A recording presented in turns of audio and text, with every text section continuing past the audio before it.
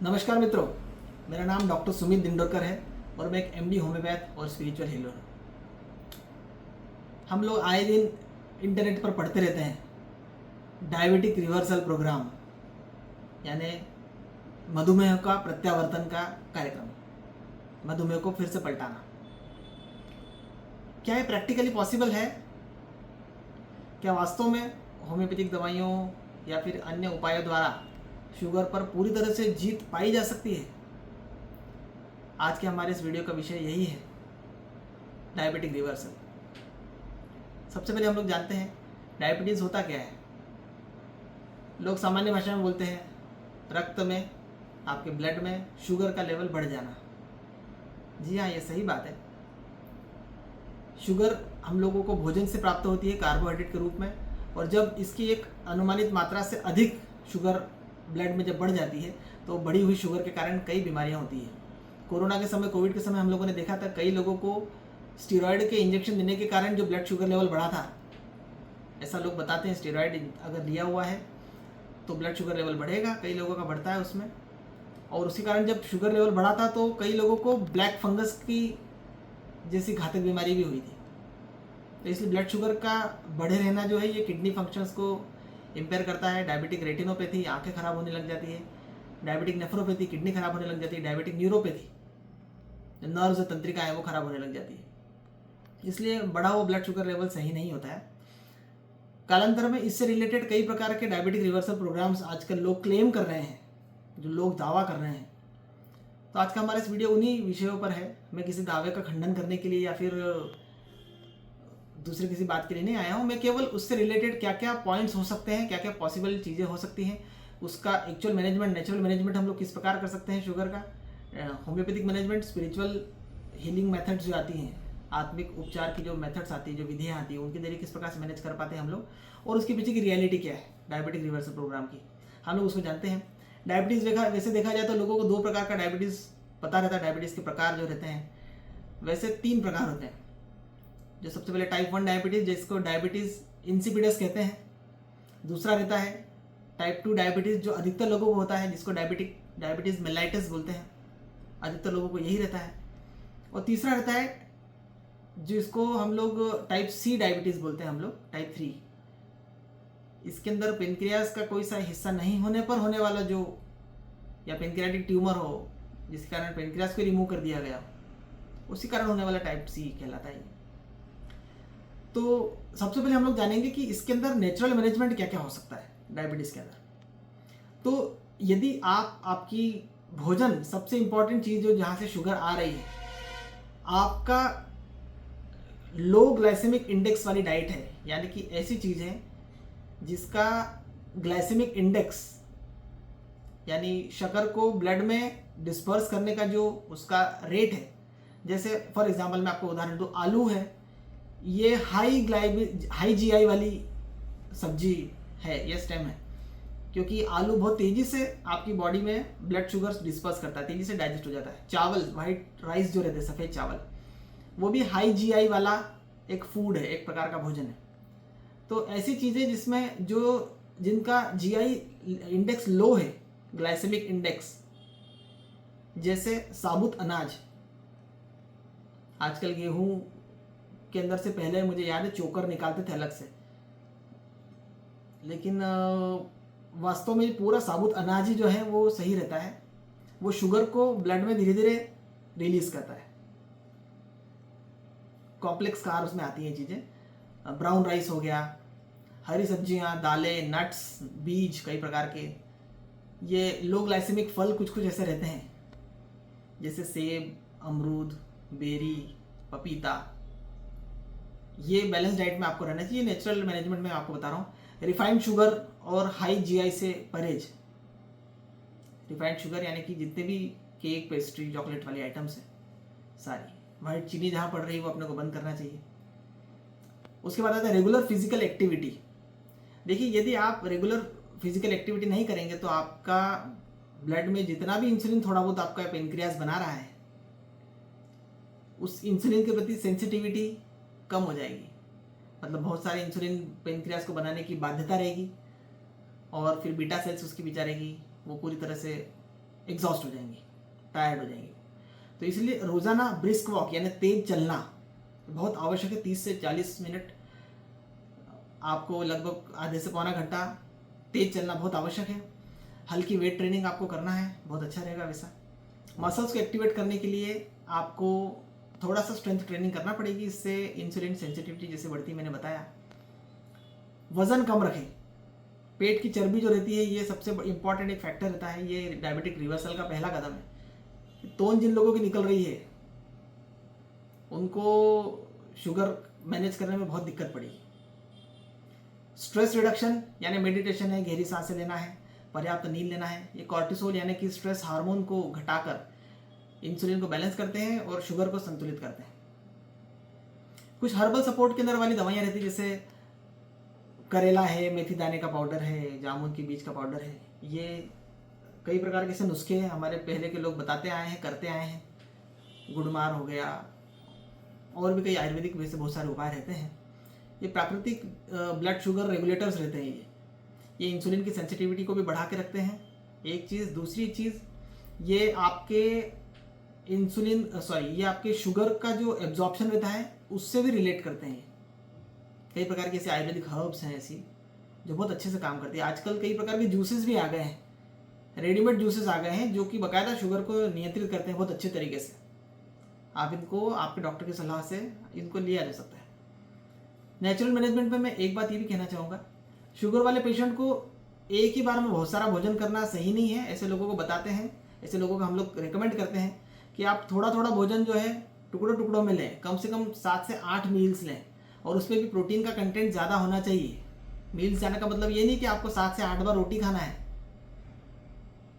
आपको 7 से 8 बार क्या खाना है ये हम लोग, मैं जब अपने क्लिनिक से लोगों को बाकायदा यहाँ पर चार्ट बना के देता हूँ, या जो उनको उनके जो डायबिटोलॉजिस्ट जो चार्ट देते हैं उसको सही तरीके से समझाता हूँ कि उसमें ये चीज़ें क्यों लिखी हुई। क्योंकि डायबिटोलॉजिस्ट जो चार्ट देते हैं उसमें बाकायदा लिखा हुआ है कि आपको 100 ग्राम दही लेना है, या 100 ग्राम या ये पहला चावल लेना है, फर्स्ट राइस।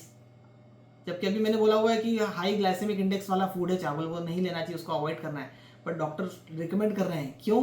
क्योंकि डॉक्टर ने, यदि आपके न्यूट्रिशनिस्ट ने आपको वो रिकमेंड किया है, इसका मतलब है कि वो आपकी शुगर को जान रहा है और उसके हिसाब से उसने वो डाइट चार्ट बना के दिया है।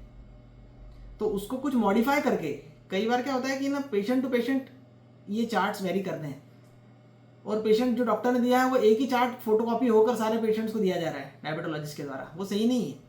हर पेशेंट को अलग अलग प्रकार से चार्ट बना के देना पड़ता है, ये न्यूट्रिशनिस्ट का यही काम रहता है। तो मैं उसके अंदर कुछ करेक्शन करके, क्योंकि मैं स्वयं जो एक्सरसाइज करता हूँ रेगुलर और डाइट पर बहुत अच्छे से फोकस रहता हूँ, तो मैं उसको अच्छे से मैनेज कर पाता हूँ। इसलिए मैं उसके अंदर उस विषय पर मैंने अध्ययन किया हुआ है। ठीक है, तो ये कुछ नेचुरल चीज़ें थी जो कि मैनेजमेंट में आ रही थी शुगर से रिलेटेड।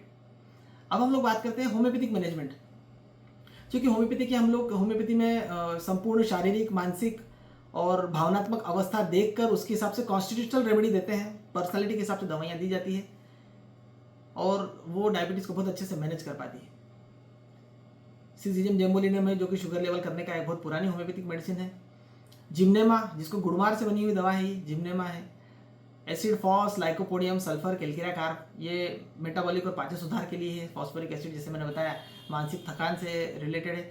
एसिटिक एसिड है, यूरेनियम नाइट्रिकम है। ऐसी कई दवाइयाँ अलग अलग पोटेंसीज में यूज़ की जाती हैं, लोगों की, पेशेंट की पर्सनालिटी के हिसाब से और उसकी कंडीशन के हिसाब से। केवल शुगर कम करना ही नहीं, बल्कि रोगी को हमको पूरी तरह से उसकी इम्यूनिटी पर वर्क करना पड़ता है। एक होम्योपैथ को कई प्रकार की चीज़ें काउंसिल करने से होता है। स्ट्रेस लेवल भी हम लोगों को मैनेज करना पड़ता है एज अ काउंसिलर।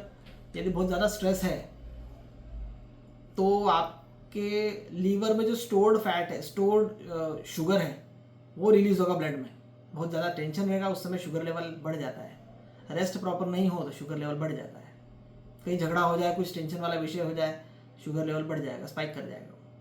आपके 2 मील्स के बीच में बहुत ज़्यादा गैप हो, शुगर लेवल बढ़ जाएगा।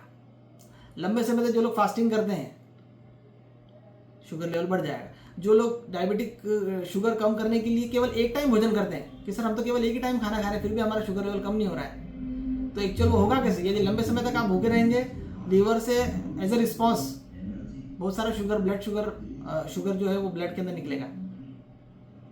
तो इस प्रकार की चीज़ों को हमको बारीकी से ध्यान रखना है। क्रैश डाइट नहीं करना है, क्रैश डाइटिंग से फिर वीकनेस आ जाएगी और शुगर लेवल पूरी तरह से ठीक नहीं हो सकता है। एलोपैथी की अगर हम लोग बात करें, एलोपैथी में कई प्रकार की दवाइयाँ इस प्रकार की आती हैं जो कि या तो ग्लूकोज को डाइजेस्ट ही नहीं होने देगी, नई नई कुछ दवाइयाँ ऐसी आई है जो शुगर को डाइजेस्ट नहीं होने देगी आपके गट से, इंटेस्टाइन से। यदि ब्लड में आएगा ही कम शुगर, आप भले खा जरूर रहे हैं पर एब्जॉर्ब कम होगा, अगर obviously blood sugar level maintain रहेगा। दूसरी कुछ दवाइयाँ इस प्रकार की आती है, ये सब बातें अब आप आपके एलोपैथिक के जो डायबिटोलॉजिस्ट हैं उनसे पूछिएगा। दूसरी दवाइयाँ एलोपैथी में कुछ ऐसी आती हैं जो कि यूरिन से शुगर को पास आउट करने के लिए प्रेरित करती हैं, ताकि एक्सेस ब्लड शुगर जो है ना वो यूरिन के थ्रू, पेशाब के थ्रू वो निकल जाए, पास हो जाए। तो इस प्रकार की दवाइयाँ आती हैं। कुछ दवाइयाँ ऐसी रहती हैं जो कि इंसुलिन को पेनक्रियाटिक सेल्स में ज़्यादा बनाने के लिए, पेनक्रियास की जितनी भी सेल्स बची हुई बीटा सेल्स, उनको प्रेशराइज करती है, पर वो लंबे समय के लिए पेनक्रियास के लिए सही नहीं है। तो इस प्रकार से कई प्रकार की बातें हैं जो हम लोग आपके एलोपैथिक डायबिटोलॉजिस्ट बता पाएंगे आपको। होम्योपैथिक मैनेजमेंट के बाद जो हम लोग बात करते हैं स्पिरिचुअल हीलिंग, यानी आध्यात्मिक प्रबंधन या आत्मिक उपचार से संबंधित विधियाँ। हम लोग इसमें एक बीज मंत्र बताते हैं जिसको हम लोग 108 बार जाप करने के लिए कहते हैं। ये विशेष रूप से अग्नाशय यानी मणिपुर चक्र, सोलर प्लेक्सस जो रहता है उससे रिलेटेड रहता है। भोजन से पहले कृतज्ञता मंत्र बताया जाता है। मणिपुर चक्र के लिए पीली रोशनी की कल्पना करके जो सूर्य नमस्कार किया जाता है, पेनक्रियास को ध्यान में रखते हुए कि पेनक्रियास पूरा येलो रोशनी में नहा रहा है, उससे बहुत प्रभाव पड़ता है। मेडिटेशन किया जाता है जिसको स्वर्ण अमृत ध्यान रहता है। कई विशेष प्रकार की EFTs रहती हैं और वाटर मेमोरी हीलिंग भी रहती है। इस प्रकार की कई प्रकार की स्पिरिचुअल हीलिंग की मेथड्स है। देखिए स्पिरिचुअल हीलिंग क्या करेगा, ये आपको स्ट्रेस फ्री बनाएगा, आपकी सेल्स को इंसुलिन के प्रति सेंसिटिविटी उसकी बनाए रखेगा, ताकि जितना भी इंसुलिन निकल रहा है वो आपके शरीर के लिए पर्याप्त हो, या फिर आपको थोड़े से ही एफर्ट्स की ज़रूरत पड़े शुगर को मेंटेन करने के लिए। इसमें एक बात ये आती है, कुछ टेस्ट ऐसे आते हैं। एक टेस्ट आता है जिसको बोलते हैं C peptide test. C peptide test जो रहता है ये आपका पेनक्रियास इंसुलिन कितना बना रहा है, इंसुलिन को तो मेजर नहीं कर सकते बट सी पेप्टाइड को मेजर कर सकते हैं। जितना सी पेप्टाइड आ रहा है उतने ही प्रोपोर्शन का पेनक्रियास जो है इंसुलिन बना रहा है।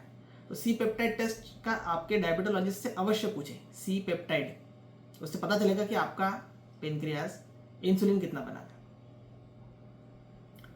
अब आते हैं हम लोग आज के सबसे महत्वपूर्ण विषय पर, वो है डायबिटिक रिवर्सल की रियलिटी क्या है। देखिए टाइप 1 डायबिटीज़ जो रहता है, जिसको डायबिटीज़ इंसिपिडस कहते हैं, उसका रिवर्सल पॉसिबल नहीं है। वो केवल अभी मैनेजमेंट स्तर पर ही है, उसमें इंसुलिन की ज़रूरत रहती है, वो इंसुलिन डिपेंडेंट रहता है वो। दूसरा जो टाइप 2 डायबिटीज़ है, जिससे अधिकतर लोग पीड़ित हैं, उसका शुरुआती और मध्यम चरण में रिवर्सल पॉसिबल है। वैसे मैं रिवर्सल के बजाय रिमिशन शब्द कहना चाहूँगा। रिमिशन का अर्थ क्या होता है कि कुछ समय तक आपकी तकलीफें कम हो जाएंगी, सुधार आ जाएगा, और यदि परिस्थितियाँ बदली तो फिर तकलीफ वापस आ सकती है। That is called remission. तो डायबिटीज़ का यदि शुरुआती स्तर हो तो हम लोग होम्योपैथिक दवाइयों से हम लोग भी बहुत अच्छे से मैनेज करते हैं, और पेशेंट को एलोपैथिक दवाई की तरफ जाने का काम ही नहीं आता है, बॉर्डर पे यदि है तो। मध्यम चरण में भी यदि मान लो जो 4-6 महीने से अगर मान लो एलोपैथिक दवाई स्टार्ट हुई है, तो हम लोग भी फिर होम्योपैथिक दवाइयों से इंटरवीन करते हैं पेशेंट की उससे, और बहुत अच्छे से हम लोग धीरे धीरे करके उसको, यदि हम लोग मेरे पेशेंट ने मेरे बताए हुए जो डाइट है, जो रूटीन है, एक्सरसाइज है, उसको सबको फॉलो किया तो अच्छे से डायबिटिक रिमिशन उसका पॉसिबल है। यदि लो कार्ब डाइट पेशेंट ले रहा है तब भी सब पॉसिबल है। वजन यदि पेशेंट ने कम किया है, बेली फैट स्पेशली तोंद कम की है, और तीसरा जो है रेगुलर व्यायाम कर रहा है पेशेंट, तनाव प्रबंधन किया है, और ये इन आदतों को यदि आपने रेगुलर रखा, क्योंकि क्या होता है व्यक्ति का स्वभाव ऐसा रहता है वो आदतों को रेगुलर नहीं रख पाता है, तो फिर वो डायबिटीज़ का रिमिशन जो है ना वो पॉसिबल नहीं हो पाता है, वो फिर से आ जाता है। ठीक है, क्योंकि पुराने पैटर्न पर लौटते ही वापस शुगर, आपके ब्लड शुगर लेवल बढ़ जाएगा। कीटो डाइट एक लो कार्ब डाइट रहती है, जो कई बार जिम के अंदर भी जो आपके ट्रेनर रहते हैं वो सजेस्ट करते हैं, न्यूट्रिशनिस्ट सजेस्ट करते हैं वजन कम करने के लिए, जिसके अंदर क्या होता है कि कार्ब्स को कम किया जाता है ग्रेजुअली और शरीर को फैट और प्रोटीन की संतुलित मात्रा दी जाती है, ताकि बॉडी अभी एनर्जी जो है, जो कार्ब्स से एनर्जी मिल रही है, उसके बजाय शरीर कार्ब्स के बजाय फैट से एनर्जी प्रोड्यूस करना सीख जाए। कार्ब जो है 1 ग्राम कार्ब से 4 कैलोरीज मिलती हैं और 1 ग्राम फैट से 9 कैलोरीज मिलती है। इसमें कैलोरीज अच्छी मिलती है फैट में, इसलिए बॉडी धीरे धीरे उसको फैट को कीटोन में कन्वर्ट कर लेता है, जो कि ब्लड ग्लूकोज का सब्स्टिट्यूट तो नहीं कहेंगे, बट एक एनर्जी का सब्स्टिट्यूट हमारी बॉडी को मिल जाता है। उससे ब्लड शुगर लेवल कई लोगों का स्थिर रहता है। बट ये जो डाइट रहती है ये केवल मेडिकल मॉनिटरिंग के साथ ही की जाती है। कई लोगों में दवा की ज़रूरत कम हो जाती है इससे। तो ये डायबिटिक रिवर्सल से रिलेटेड सच्चाइयाँ हैं, जिसको हमको डायबिटिक रिवर्सल के बजाय रिमिशन कहना चाहिए, क्योंकि कुछ समय तक यदि आपने पैटर्न फॉलो नहीं किया तो शुगर वापस आ जाएगी, बढ़ जाएगा आपका ब्लड शुगर लेवल। तो मित्रों, इस वीडियो में हम लोगों ने ये देखा कि क्या डायबिटिक रिवर्सल पॉसिबल है या नहीं, ये मिथ है या फैक्ट है। तो ये मिथ तो नहीं है, कई लोग सक्सेसफुली डायबिटीज़ को रिवर्स कर चुके हैं या डायबिटिक का रिमिशन कर चुके हैं और अपने आदतों पर वो फोकस्ड हैं और उन्होंने बाकायदा उसको कम करके रखा हुआ है। पर यदि बहुत अधिक मात्रा में और बहुत समय से किसी को प्रॉब्लम है तो फिर वो केवल शॉर्ट टर्म के लिए ही डायबिटिक रिमिशन होगा, उसका पूरी तरह से रिवर्सल नहीं हो पाएगा। इसमें दोनों बातें, दोनों फैक्टर्स हैं। आप सभी लोगों को ये वीडियो कैसा लगा मुझे कमेंट करके अवश्य बताइए। वीडियो को लाइक करें, शेयर करें, अधिक से अधिक लोगों तक पहुंचाएं और मेरे इस चैनल को सब्सक्राइब अवश्य करें। नमस्कार।